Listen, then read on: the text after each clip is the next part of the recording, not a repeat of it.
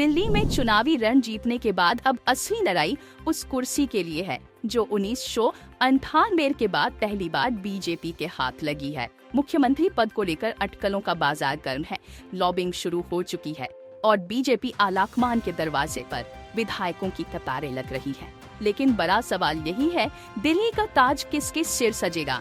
क्या बीजेपी दिल्ली में कोई जाट मुख्यमंत्री बनाएगी जिससे हरियाणा, पश्चिमी यूपी और राजस्थान के जाट वोटर्स को साधा जा सके, या फिर पंजाबी और बनिया समुदाय से किसी नेता को आगे बढ़ाएगी जिससे राष्ट्रीय राजधानी के पारंपरिक वोट बैंक को मजबूत किया जा सके? क्या पूर्वांचलियों की बढ़ती ताकत को देखते हुए कोई पूर्वांचली चेहरा सामने आएगा या फिर कोई पहाड़ी नेता इस दौर में बाजी मार लेगा? सबसे बड़ा सवाल यह भी है कि मोदी शाह की जोड़ी कहीं राजस्थान और मध्य प्रदेश की तरह कोई चौंकाने वाला फैसला तो नहीं करने वाली है। बीजेपी में मुख्यमंत्री पद को लेकर जबरदस्त मंथन चल रहा है। अमित शाह और जेपी नड्डा की बैठक हो चुकी है और अब फैसला बस अंतिम मुहर का इंतजार कर रहा है।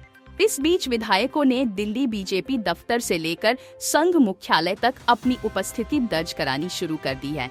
जो जितना ताकतवर वह उतना ही ज्यादा आलाकमान के करीब जाने की कोशिश में जुटा है।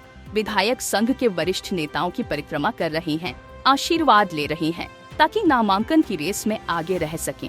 इस बीच बीजेपी विधायक दल ने उपराज्यपाल को चिट्ठी लिखकर सरकार बनाने का दावा भी पेश कर दिया है। यानी दिल्ली को जल्द ही नया मुख्यमंत्री मिलने वाला है, लेकिन नाम अभी भी गुप्त रखा जा रहा है। आइए आपको बताते हैं सीएम की रेस में कौन कौन है। प्रवेश वर्मा नई दिल्ली विधानसभा सीट से अरविंद केजरीवाल को हराने के बाद प्रवेश वर्मा का नाम सबसे आगे चल रहा है। वे पूर्व मुख्यमंत्री साहिब सिंह वर्मा के बेटे हैं और बीजेपी में जाट समुदाय का बड़ा चेहरा माने जाते हैं। हरियाणा और राजस्थान ने जाटों को मुख्यमंत्री न देने के बाद बीजेपी दिल्ली में यह कार्ड खेल सकती है। मनोज तिवारी दिल्ली में 30% से ज्यादा पूर्वांचली वोटर्स हैं, जो 23 सीटों पर सीधा असर डालते हैं। बीजेपी ने इनमें से 17 सीटें जीती हैं। बिहार और यूपी में चुनाव को देखते हुए बीजेपी पूर्वांचली वोटर्स को संतुष्ट करने के लिए मनोज तिवारी को सीएम बना सकती है। उनकी लोकप्रियता और 3 बार की लोकसभा जीत इस फैसले को मजबूती देती है।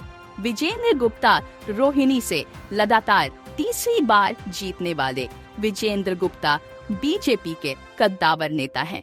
2015 की केजरीवाल लहर में जब बीजेपी सिर्फ 3 सीटों पर सिमटी थी, तब भी वे जीत कर आए थे। 2020 में भी जब पार्टी 8 सीटों तक सीमित रह गई थी, विजेंद्र गुप्ता तब भी विजयी रहे। बीजेपी अगर एक सॉफ्ट और अनुभवी नेता को सीएम बनाना चाहती है तो गुप्ता साहब का दावा मजबूत है। सतीश उपाध्याय, पवन शर्मा और आशीष सूद दिल्ली में पंजाबी समुदाय की अच्छी खासी संख्या है। बीजेपी ने पंजाबी वोटर्स के प्रभाव वाली 28 सीटों में से 23 जीती है। ऐसे में पार्टी इस वोट बैंक को सुरक्षित करने के लिए सतीश उपाध्याय, पवन शर्मा या आशीष सूद को सीएम की कुर्सी। मनजिंदर सिंह सिरसा शिरोमणि अकाली दल छोड़कर बीजेपी में आए। मनजिंदर सिंह सिरसा भी एक मजबूत दावेदार हैं। दिल्ली में 10% से ज्यादा सिख मतदाता हैं और 4 सिख बाहुल्य सीटों में से 3 बीजेपी ने जीती हैं। जीपी अगर सिखों को संदेश देना चाहती है तो सिरसा को आगे कर सकती है। मोहन सिंह बिष्ट दिल्ली में 35 सीटों पर पहाड़ी मतदाताओं का प्रभाव है। बीजेपी ने इनमें से 25 सीटें जीती हैं। ऐसे में पहाड़ी समुदाय से ताल्लुक रखने वाले मोहन सिंह बिष्ट भी इस दौर में हैं।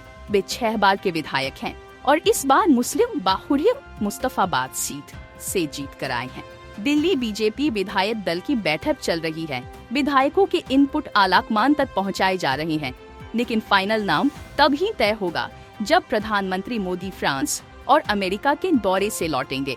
13 फरवरी के बाद ही नई सरकार का शपथ ग्रहण होगा। सियासी चालें चल दी गई हैं, खिलाड़ी मोहरे सजा चुके हैं और अब फैसला होने ही वाला है।